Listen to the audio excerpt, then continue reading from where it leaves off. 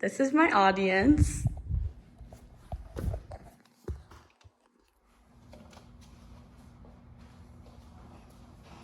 At the end of 2019, the gender wage gap across the nation was at a 10% difference. I wanted to research the gender wage gap in the workplace because in our society today, it is becoming more and more prevalent. Many people have heard of the gender wage gap but don't really know what it is. Today, I'm going to be explaining what exactly it is, how it differs among professions, and even the difference between race and ethnicities.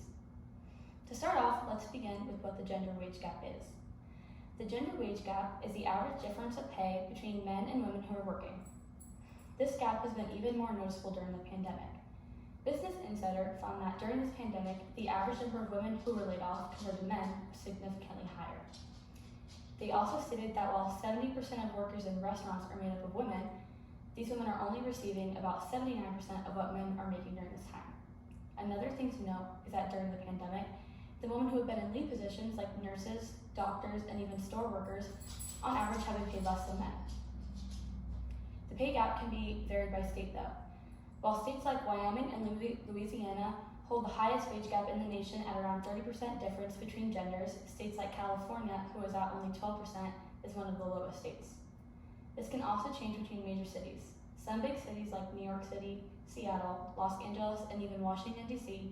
have a bigger wage gap compared to other cities in the state. Now that we know what the gender wage gap is, we can look at what it consists of.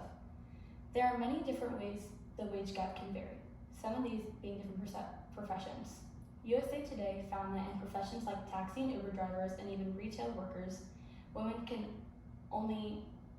only get about 75% of what men do, while in other professions like education, women receive about 70% of what men do. Many professions that have to do with emergency and medical treatment have some of the highest wage gaps. In jobs like EMTs, nurses, and surgeons, women only receive about 68% of what men do.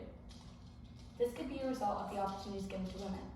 For the most part, the jobs with the biggest wage gaps is prominently a male profession.